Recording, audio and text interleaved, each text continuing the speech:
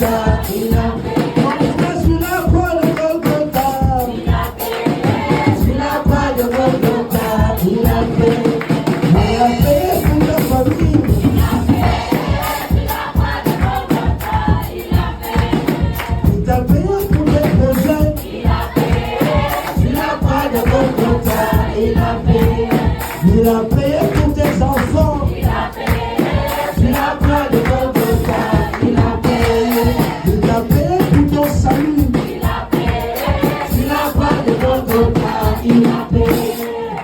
Mon Dieu a tout payé. Mon Dieu a tout payé. Mon Dieu a tout payé. Mon Dieu a tout payé. Je veux passer dans ce pays. Mon Dieu a tout payé.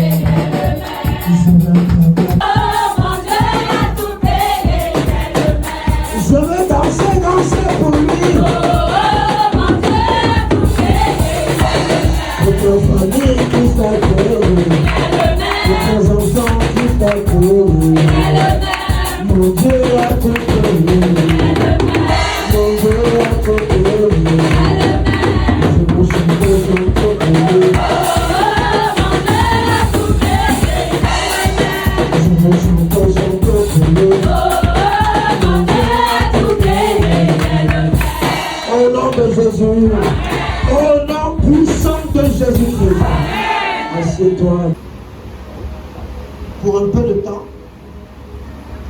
Et nous avions commencé, avant que nous allions en congé, nous avons commencé,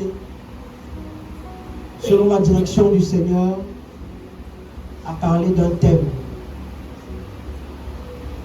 Le Seigneur nous a dit, amène-les à comprendre comment on bâtit sa destinée. Et nous avons commencé une série d'enseignements. D'entrée de jeu, je m'en vais saluer toutes les personnes qui viennent pour la première fois dans cette église. Nous sommes le MITAC, le ministère international pour la transformation des âmes pour Christ. Sentez-vous, chez nous. Vous y êtes la bienvenue en tout cas. C'est la maison de votre Père. Soyez à l'aise. Nous saluons par la même occasion toute la délégation qui vient de Yaoundé. Est-ce qu'ils sont dans la salle, s'il vous plaît? Est-ce qu'ils peuvent se lever? La délégation de Yaoundé. Au nom de Jésus. Sentez-vous saluer. Amen. Merci beaucoup. L'Église vous salue. Nous avons passé un extraordinaire moment là-bas, à Yaoundé, où, sous l'invitation de maman apôtre Quinta, amen, c'était une très belle expérience. Amen. Nous sommes rentrés avec la belle documentation. Le Cameroun pour le Christ, famille par famille, au nom de Jésus. Alléluia. Moi, je souhaiterais que tout à l'heure, toujours dans cette prédication, elle nous donnera quelques bribes de cette très belle brochure. Je peux vous dire que je l'ai partagée dans plusieurs fois et c'est magnifique. Alléluia. Les gens ne font que témoigner et dire leur appréciation. Malgré tout ce qu'on connaît, elle a désiré que la production soit plus que ça, mais je peux dire que c'est déjà un chef-d'œuvre au nom de Jésus. C'est magnifique. Alléluia. C'est la réponse claire. C'est la réponse claire de la solution du Cameroun. La réponse claire de la solution du Cameroun, c'est les familles. Tout passera par les familles. Donc je suis sûr, elle nous en dira quelque chose tout à l'heure. Alléluia. Au nom puissant de Jésus-Christ. Donc nous les saluons. Nous allons ouvrir la parole de Dieu pour entrer dans notre prédication. Jérémie 29, verset 11. Jérémie 29, verset 11.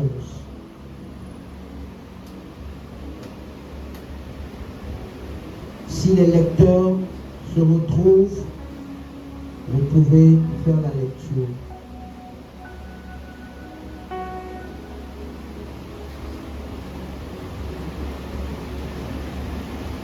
Jérémie 29, verset 11. Je lis au nom de l'Éternel. Oui. Car je connais les projets que j'ai formés sur vous, dit l'Éternel.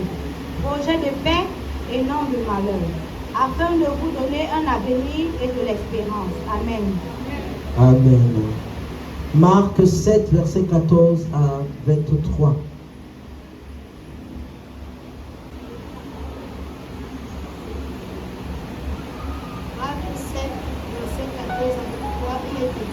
Oui. Ensuite, ayant de nouveau appelé la foule à lui, il lui dit, écoutez-moi tous et comprenez, il n'est hors de l'homme rien qui entra en lui puisse le souiller, mais ce qui sort de l'homme, c'est ce qui le souille. Si quelqu'un a des oreilles pour entendre, qu'il entende. Lorsqu'il fut entré dans la maison, loin de la foule, ses disciples l'interrogèrent sur cette parole. Il leur dit, vous aussi, êtes-vous donc sans intelligence? Ne comprenez-vous pas que rien de ce qui du dehors entre dans l'homme ne peut le souiller, car cela n'entre pas dans son cœur, mais dans son ventre, puis s'en va dans les lieux secrets qui purifient pour les aliments. Il dit encore, ce qui sort de l'homme n'est ce qui souille, c'est ce qui souille l'homme. Car c'est du dedans, c'est du cœur des hommes que sortent les mauvaises pensées, les adultères, les impudicités, les meurtres, les vols, les cupidités, les méchancetés, la fraude, le dérèglement, le regard envieux, la calomnie, l'orgueil, la folie. Toutes ces choses mauvaises sortent du dedans et souillent l'homme. Au nom de Jésus, Père, nous te rendons grâce. Seigneur, nous te disons infiniment merci. Ce n'est pas une prédication de plus, mais aussi, Seigneur, nous voulons établir dans les consciences et dans l'esprit de ton peuple l'existence d'un Dieu toujours plus proche de nous.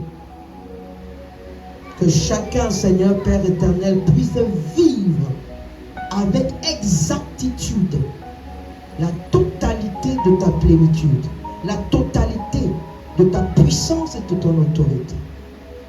Prends donc le total contrôle maintenant alors que cette parole est sortie. Car la Bible déclare qu'elle ne sort jamais sans accomplir ses desseins. Nous soumettons toute pensée vagabonde à l'obéissance de Christ. Tout esprit errant, tout esprit qui marche dans les quartiers alors qu'il n'y a rien là-bas. Tout est ici, en ce lieu et en cet instant. Merci infiniment. Dans le précieux nom de Jésus, nous avons prié. Amen. Ok. Au nom de Jésus, voilà donc les lectures qui sont soumises à notre appréciation ce matin. Le thème donc, comment accomplir sa destinée. Nous sommes toujours dans ce grand thème. Comment accomplir sa destinée.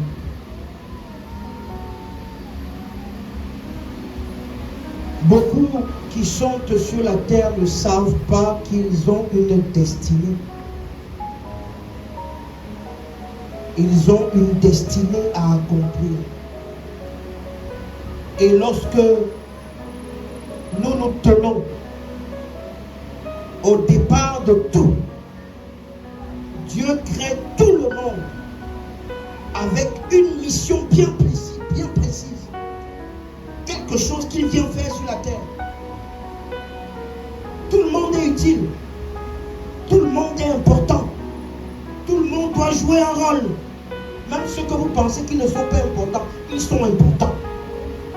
Alléluia. Mais le véritable problème, c'est que est-ce qu'on en est conscient? Parce que chacun de nous a ses propres besoins, ses propres plans, ses propres projets. Mais est-ce que nous savons que le Dieu qui nous a créés là, lui aussi, il a ses plans sur nos vies? Est-ce que nous savons que le Dieu qui nous a créés, lui aussi a sa volonté par rapport à notre façon de faire les choses?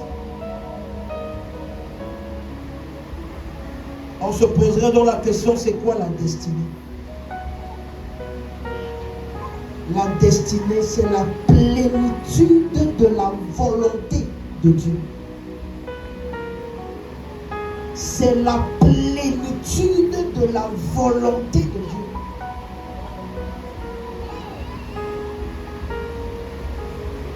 La totalité, la globalité, ce ne sont que des synonymes de la volonté de Dieu pour nos vies. Et cette volonté ne transige pas. On ne la négocie pas. Soit on signe, soit on ne signe, on ne signe pas.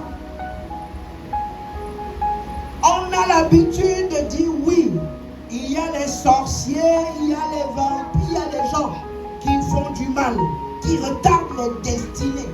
Oui, on va arriver à cette période, on va arriver à ce moment, lorsqu'on va essayer de comprendre les ennemis de la destinée. Mais je peux vous dire que lorsque chacun, à la ligne de à vos marques, prêt, parti, tout le monde est au même niveau. Alors qu'est-ce qui nous distingue donc? Qu'est-ce qui nous distingue dans la suite des temps? Ce sont les choix que nous allons faire. Les choix que nous allons opérer. D'où la nécessité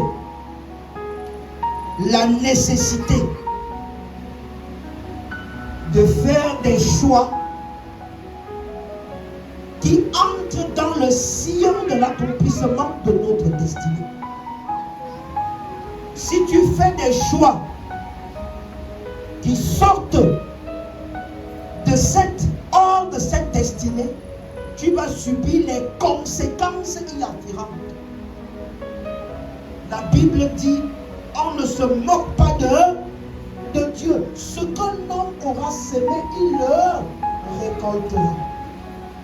Ça veut dire que Dieu met, Apocalypse chapitre 3, je mets devant toi le chemin de la vie et de la mort. Je te conseille de faire quoi? De choisir la vie. Ce choix-là, c'est à la ligne de départ. N'allez donc pas dire que ouais, pourquoi Dieu a créé certains comme ça. Dieu n'est pas injuste. Alléluia. Nous partons tous à la ligne de départ. Maintenant, qu'est-ce qui nous distingue? Certains vont décider que la ligne, j'ai vu les Jeux Olympiques et depuis des années, je vois les Jeux Olympiques. Mais je n'ai jamais constaté quelque chose que je viens de constater. J'ai constaté que chacun court sur son couloir. Donc, ce n'est pas parce que tu es premier que tu vas forcément aller sur le couloir de ton voisin. Chacun va sur son couloir. Soit même quoi, soit même Usain Bolt, tu vas courir que sur ton cours. Alors, il y a donc certains qui décident que non. J'ai appris également qu'il y a une route là. Au lieu de passer par l'autoroute ou bien la nationale, maintenant tu peux passer par... Tu sors directement à Boum-Niébel Donc à moins de 2 heures, tu es déjà à Douala. Mais la route là n'est pas comment? Conventionnelle. Alléluia. Donc on n'a pas encore réceptionné cette eau. Donc si un accident t'arrive là-bas, c'est ton problème.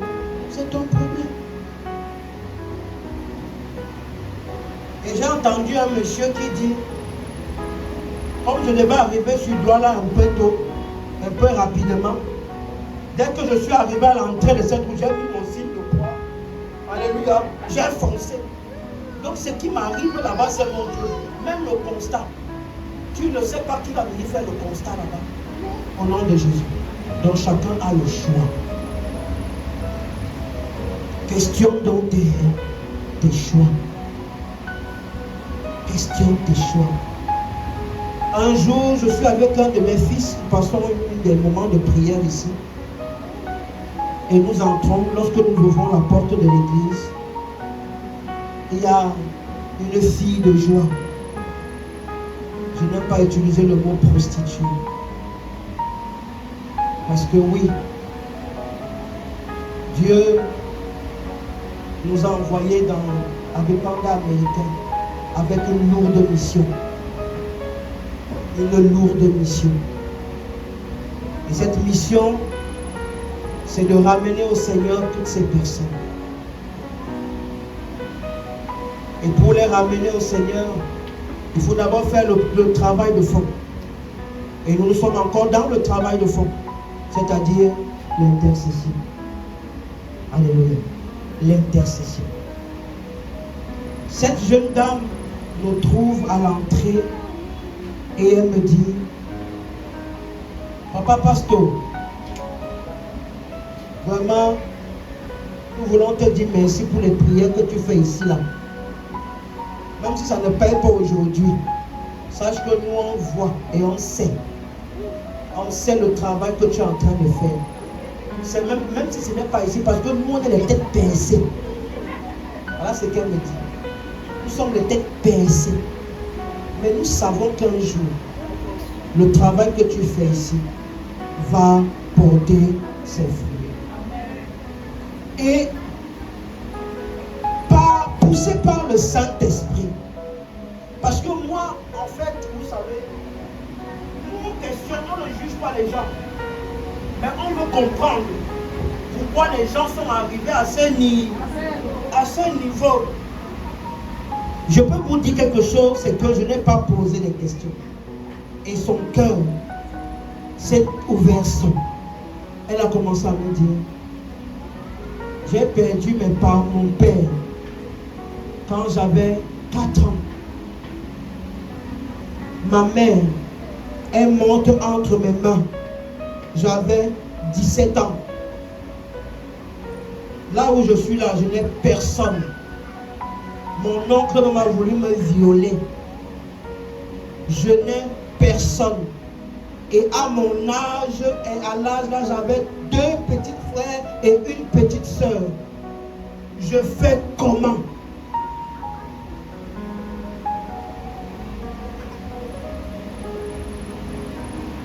Il a fallu que je commence à faire ce que je ne devais pas faire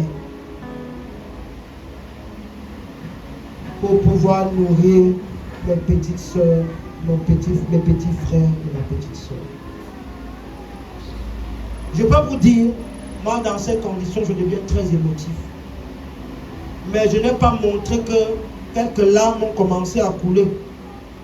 J'ai regardé à côté, j'ai pleuré là-bas. Après, j'ai secoué ma tête. Ah oui, d'accord, j'ai compris, ma frère. Sache une chose, c'est que la maison de Dieu sera toujours ouverte pour toi. Elle sera toujours ouverte pour toi. Une autre qui n'est pas très loin d'ici. Elle est venue s'asseoir à l'église parce que oui, ils écoutent les prédications. Elle est venue s'asseoir et elle a pris le temps de régulièrement venir s'asseoir. Après Certains prophètes, moi je vais dire ça, ce sont des personnes que je respecte beaucoup, mais sont maladroits. Maladroits.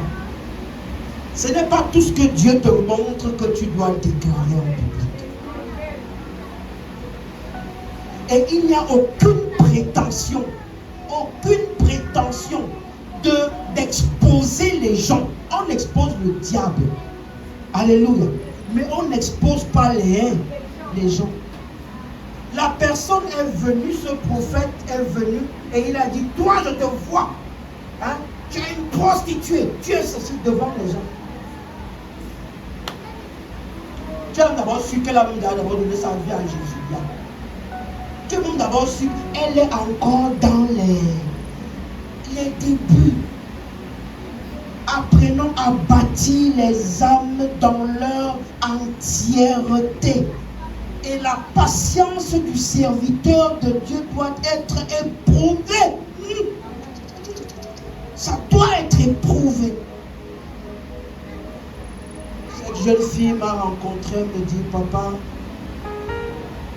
tu sais pourquoi je ne donne pas l'offrande, non? C'est l'argent du péché.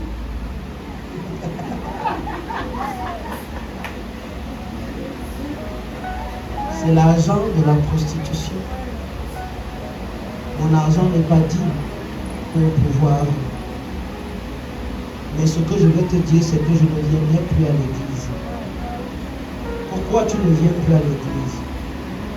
Parce que tu as organisé un programme qui était très intéressant.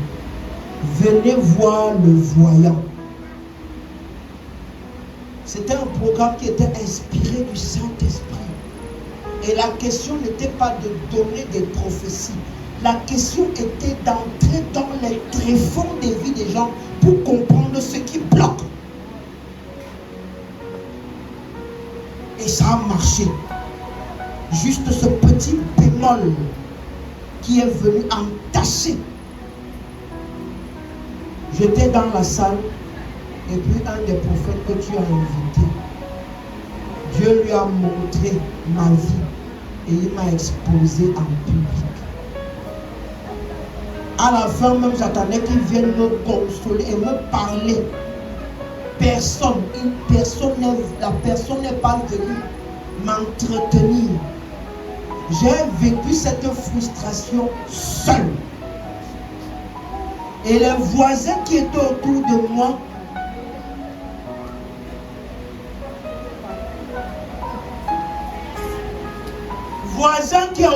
des gens là, faites attention. On vous a parlé de l'amour aujourd'hui. Moi, une église où il n'y a pas d'amour, ça ne vaut pas la peine. C'est le rassemblement des forgements. Non. Au nom de Jésus. Parce qu'un seul voisin même devait faire ce travail. Il dit le voisin pouvait faire ce travail. Et cette jeune dame a été frustrée à cause du regard des gens. Maintenant, elle sait que si elle entre ici, les yeux vont être braqués sur elle. Et je lui ai dit, ne regarde pas la faute. Regarde à la main tendue que Jésus te donne pour sortir de cette situation. Au nom de Jésus. Et régulièrement, le monitoring continue. Régulièrement, le traitement continue. Nous ne passons sans lui donner un mot. C'est pourquoi les serviteurs de Dieu doivent être très attentifs. Faites attention à ceux que vous invitez à prendre la parole en public. C'est un travail de longue haleine pour que cette jeune demoiselle entre dans cette église. Et c'est comme ça que de une à une, nous allons les gagner un peu de partout.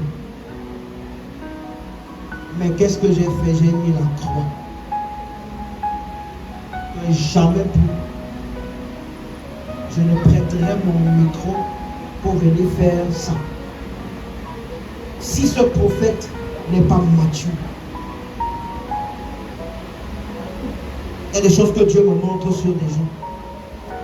Mais c'est leur péché mignon. Je peux te parler en parabole. Parce que Jésus aimait les paraboles.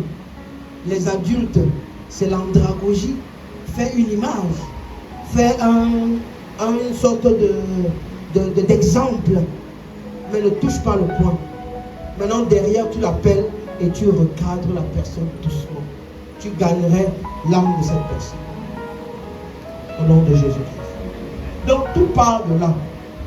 Les choix que nous faisons. Si nous faisons de mauvais choix, là c'est sûr, nous allons récolter les conséquences de ces choix.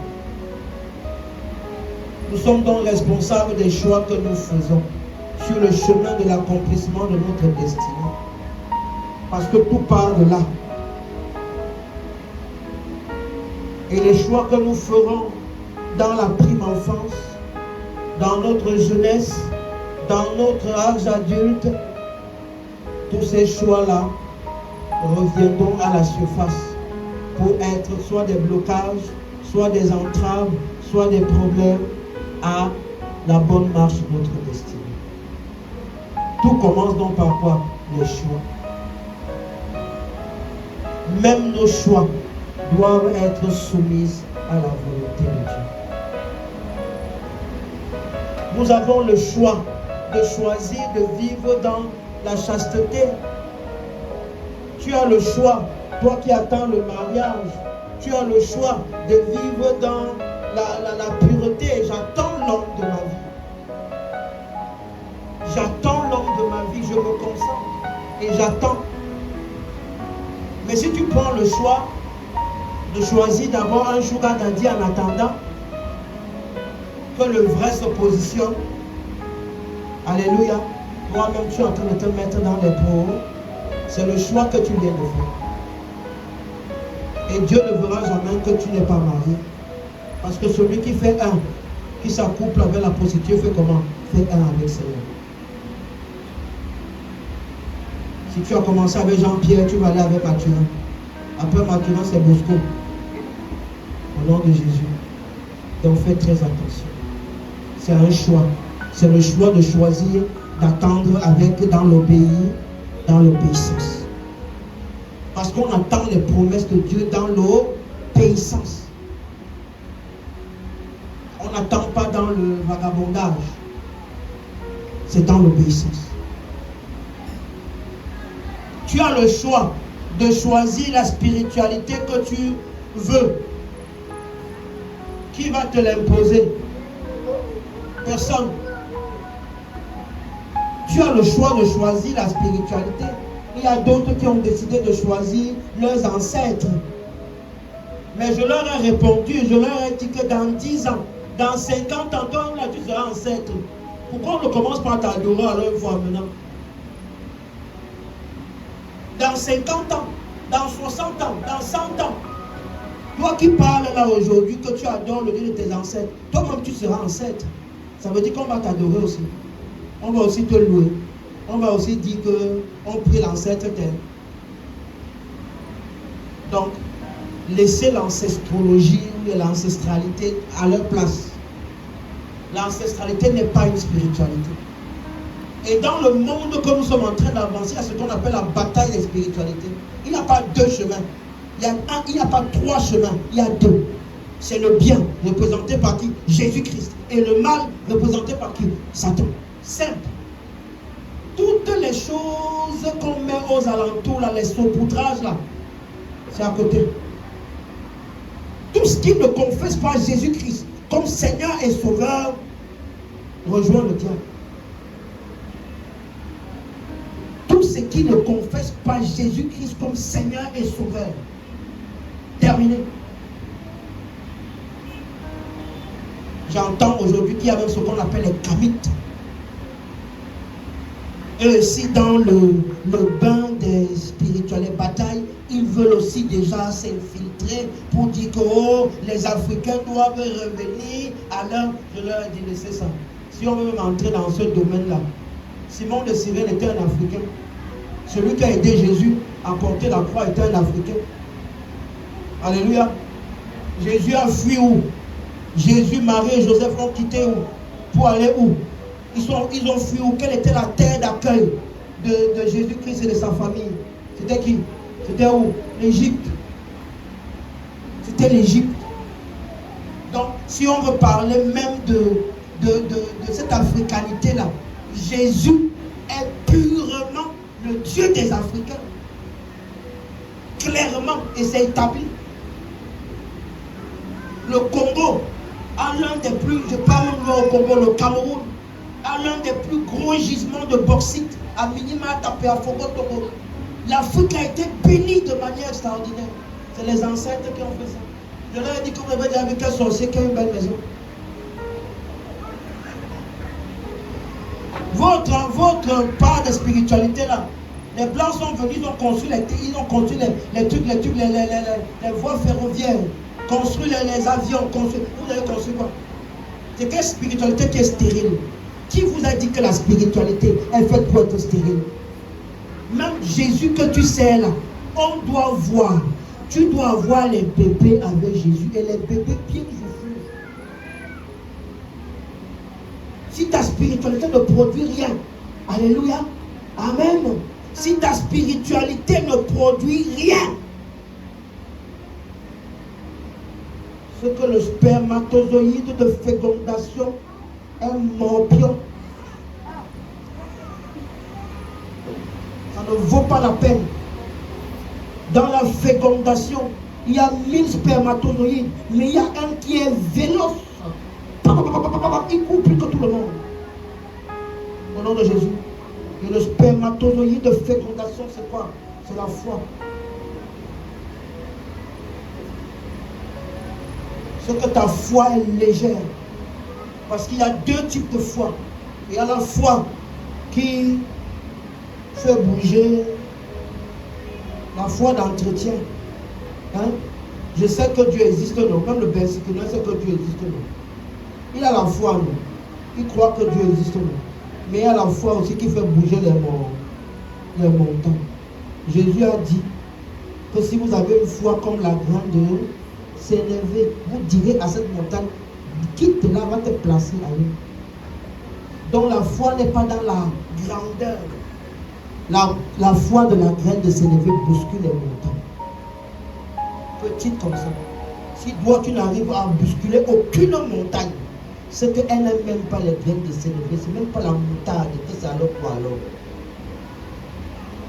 Au nom de Jésus, dis à ton voisin, questionne ta spiritualité.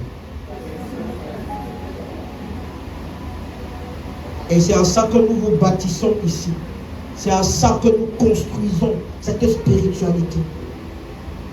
Celui qui est venu ne connaissant même pas ce qu'on appelle interpréter un songe. Celui qui ne savait même pas que Dieu parle, aujourd'hui peut se lever et me dire, papa, à ton appréciation, voilà ce que j'ai vu. J'ai vu quelque chose dans les rêves. On est venu me dire, je suis qui je suis. Elle est où? Chanceline Tembo, elle est où? Alléluia. Je suis qui je suis. Et tous les passages bibliques, on te donne les références bibliques dans le rêve. La personne vient te dire, quelqu'un qui au départ ne connaissait pratiquement rien de tout ça. Aujourd'hui, quelqu'un peut prier et il entend subitement une pluie qu'on appelle dans la Bible la rosée de l'Hermon descendre. Après la pluie s'arrête. Il dit, oh papa, à 2h du matin quand je priais, il y a une pluie qui est descendue. Elle est venue, elle est partie. Et j'ai senti tout de l'apaisement. Je lui ai dit, continue à bâtir ça. Ça vient déjà. Au nom de Jésus.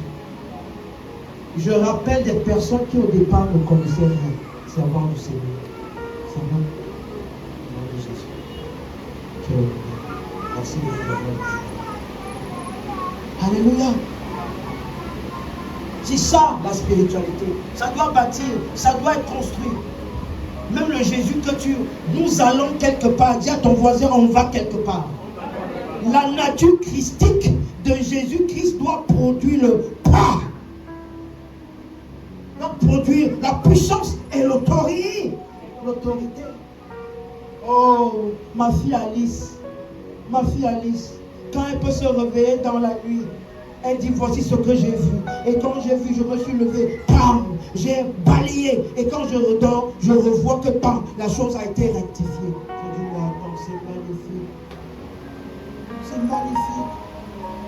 Voilà, bâtir réellement des gens vers l'étape christique de Jésus-Christ, vers la nature christique de Jésus. Des gens qui partent de rien, mais commencent à te parler des choses, de la spiritualité, commencent à te parler de ces choses, commencent à vivre des expériences. C'est ça aussi, bâtir les chrétiens.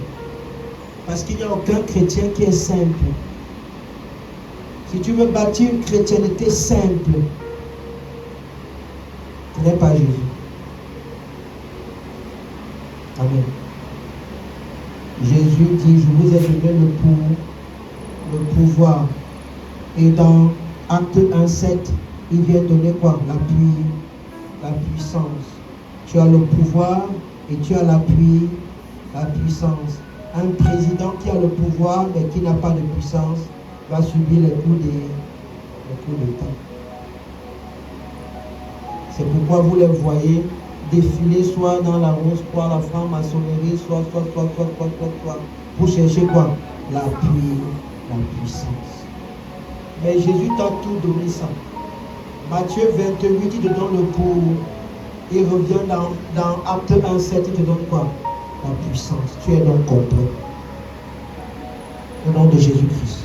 Au nom puissant de Jésus. Donc tu as le choix de choisir la spiritualité que tu veux. Choisis donc Jésus pour commencer sur le chemin de ta spiritualité. Parce que Jésus est le meilleur choix. Jésus te garantit un avenir à espérer. Jérémie 29, verset 11, que vous avez lu tout à l'heure. Qu'est-ce qu'il y a de plus incertain que l'avenir? Qu'est-ce qu'il y a de plus improbable que l'avenir? Qu'est-ce qui fait mal au cœur des gens que de voir un avenir sombre? Certains se suicident parce qu'ils n'ont plus, ils n'y croient plus. Beaucoup même dans les églises viennent parfois par formalisme, parce qu'ils n'y croient plus. Parce qu'ils ne voient pas demain un avenir à Dieu. Ils ne savent même pas à quel saint se vouer. La seule chose qu'ils ont à faire, soit c'est de se donner la mort, soit de dire Aka. Et dès l'instant que tu dis Aka, même le Aka là, c'est un choix. Aka veut dire je m'en fous. Je vis ma vie comme je veux et comme je la pense. Ça sort comme ça sort. C'est un choix. Vaut mieux être un lion chez le diable que d'être une souris chez Dieu. Il y a des gens comme ça. C'est pour ça que Jude chapitre 4, il n'y a pas chapitre mais Jude 4. Alléluia. Dit clairement que quoi? Il y a des gens qui sont condamnés depuis le commencement. Il y a des gens dans vos familles qui ont fait allégeance au diable. Il y a des gens qui ont dit clairement que eux, c'est avec Satan et les traditions qu'ils vont fonctionner. Alors à ceux-là, je leur ai dit, vous avez choisi votre chemin. Alors quand quelqu'un meurt, arrêtez de mettre les versets bibliques que vous mettez dans des programmes là. Arrêtez de mettre les versets bibliques. Prenez vos choses de tradition. Quand je vois le chien qui passe, ça veut dire que la route va passer. Tu fais ça en bas. On va comprendre. Au nom de Jésus. Mettez les adages. Parce que le reste là, ce n'est que du photo. Et n'appelez plus les pasteurs pour venir manger l'argent. Pour faire les fausses messes. Déjà que la messe n'est même pas pour le mort. Alléluia. Parce qu'on allait faire les messes quelque part, on allait faire un culte quelque part des machins. C'est un père tellement on a bombardé la parole de Dieu là-bas que c'est un père traditionnel. Il parle vraiment. Il parle vraiment.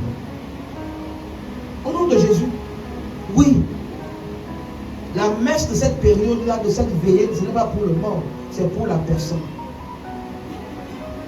Et même le choix du passage biblique, j'ai combattu le bon combat, j'ai achevé la boue. La personne là, Dieu même sûr qu'elle connaît ce qu'on appelle combat.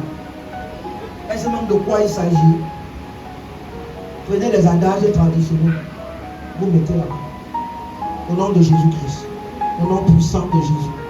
Donc tout part de la bien-aimée. Revois tes choix. Parce que si pour Abraham est arrivé à 100 ans, tu ne sais pas à quel âge l'accomplissement de ta destinée arrivera. À quel âge cela arrivera. Mais c'est les choix d'aujourd'hui. C'est les choix d'aujourd'hui qui te positionneront demain. C'est les choix que tu feras aujourd'hui.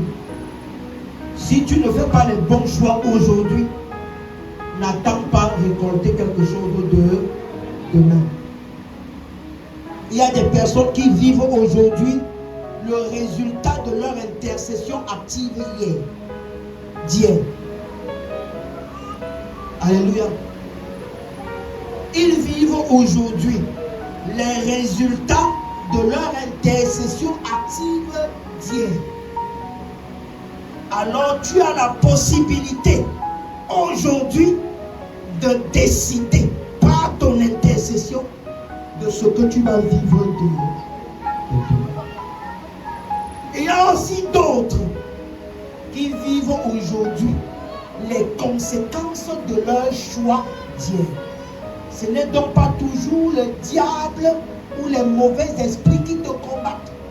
Il peut donc arriver que la dose de choix que tu as opéré hier te rattrape aujourd'hui. Mais puisque aujourd'hui mobilise demain, tu as la possibilité de modifier ton demain avec les meilleurs choix que tu feras aujourd'hui. Voilà la simple décision. En dernière partie sur le choix de sa destinée, sur la marche de sa destinée, n'oublie jamais de gérer les péchés mignons. Je t'ai dit que nous sommes avant ma préparée. Les esprits, les hôtels traditionnels et les choses n'interviennent pas encore ici. Ce sont nos choix. Alors lorsque tu te trouves à ce moment, avant de poser le premier pas vers ta destinée, regarde en toi-même. Quelle est ma lèpre? Qu'est-ce que je ne veux pas que les gens sachent que j'ai? Que je cache? Qu'est-ce que je fais dans le secret que les gens ne voient pas?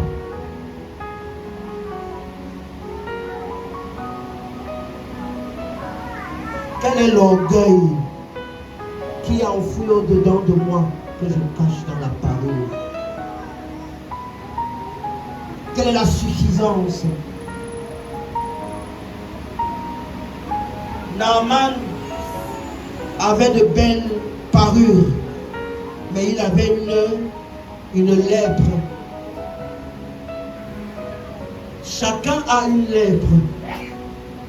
Jusqu'à ce qu'il donne radicalement sa vie à Jésus. Je dis radicalement. Mais chacun a une lèpre. Il y a des gens qu'on a frustrés dans l'enfance. On les a frustrés, ils sont devenus aigris.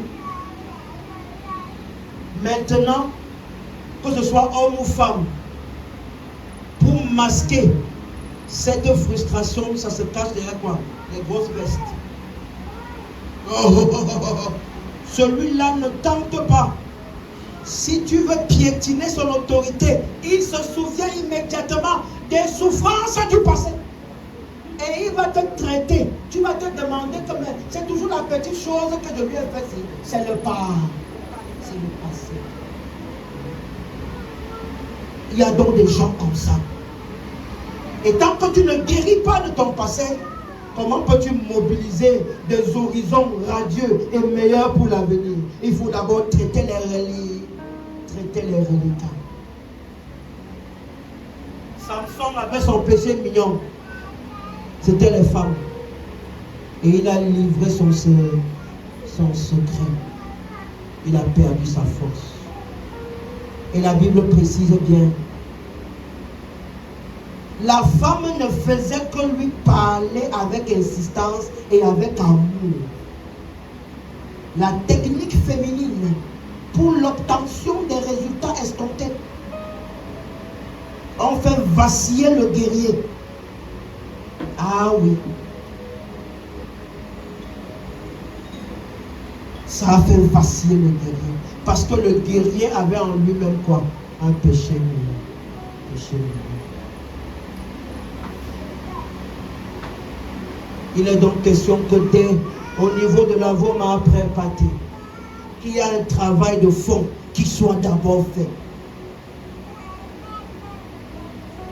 Tu es une jeune fille, tu veux te marier,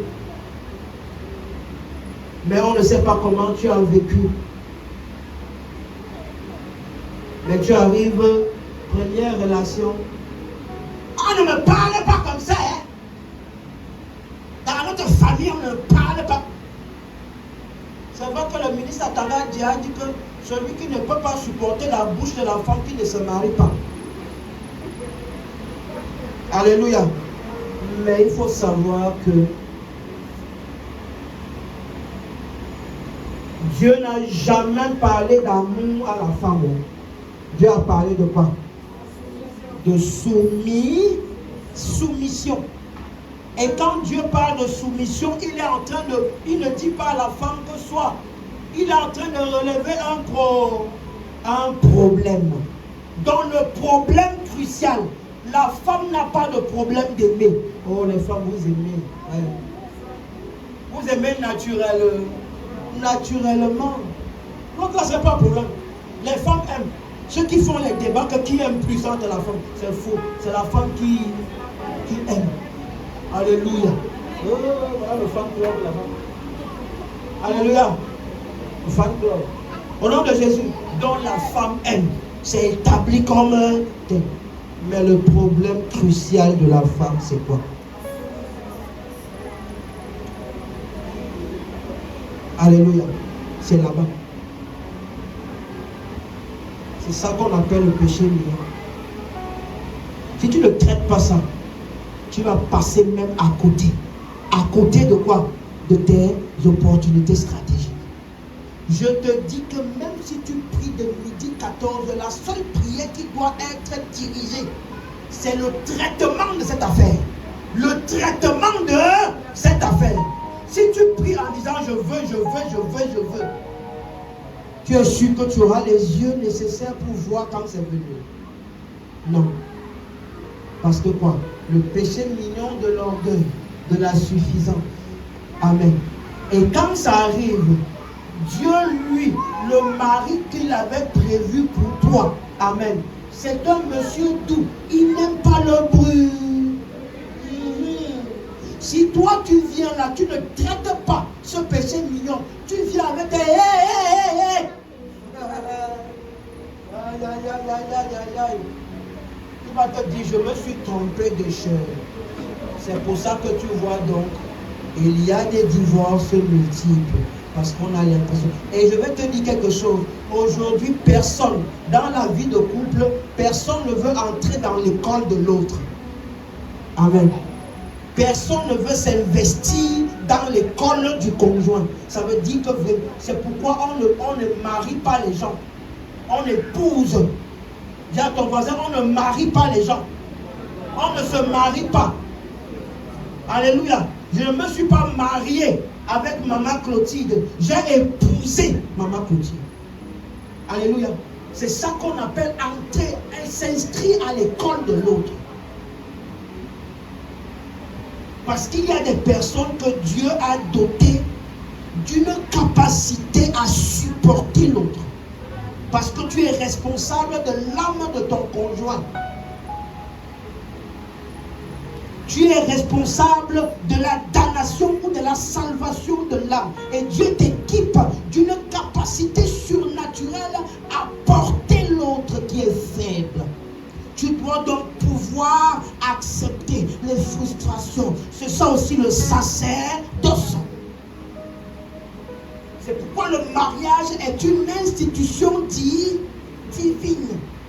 Ça appartient à Dieu. Les choses de Dieu doivent rester pour Dieu. Ce qui est à Dieu est à Dieu, et ce qui est à César est à César. L'investissement de l'autre. C'est pourquoi on donnait le conseil lors d'une émission. Et si on en parlait sur la CATV avec Geneviève Bohel là, qu'est-ce qui se passe? C'est que ces mères achevez l'éducation de vos enfants. Achevez l'éducation de vos enfants. Afin que quand ils arrivent dans le foyer, que ce soit véritablement la complémentarité et non le support. Parce que si le mariage n'est pas la complémentarité, ça devient que le supportage. On supporte seulement. Je vais faire comment? Il y a donc des mères qui n'ont pas achevé. Et n'ont pas achevé. C'est aussi ça le péché mignon. Si tu ne gères pas ce péché mignon, tôt ou tard, même dans la gloire, ça va te rattraper. Parce que ça a rattrapé qui Achan. Dieu a dit, dans Josué chapitre 2, il a dit à Achan, et il a dit à Josué, dévouez tout par interdit, brûlez tout. Achan est arrivé, quand il faut brûler, il est allé voir les gros yeux. Ses gros yeux sont sortis sur l'argent qui était posé là. Les gros yeux sont sortis sur le manteau en cachemire. Moi, je n'ai jamais vu ça dans l'enfance. Je veux faire comment? Alléluia. Il a pris ça, il a caché. Voilà, à cause de l'erreur d'une personne, toute une génération, tout un peuple a été battu. À cause de quoi? Le péché mignon de la luxure. Il aime l'argent, il aime le matériel. La gestion des péchés mignons. La gestion de la lèpre. Si tu n'arrives pas à gérer ça, même ta destinée est hypothéquée. Donc, bien-aimé dans le Seigneur, c'est pourquoi Matthieu 7, 14 à 23 te dit c'est du dedans. C'est du dedans. Ce n'est pas ce qui sort de la bouche de l'homme. Ce n'est pas ce qui entre dans la bouche de l'homme qui le damne.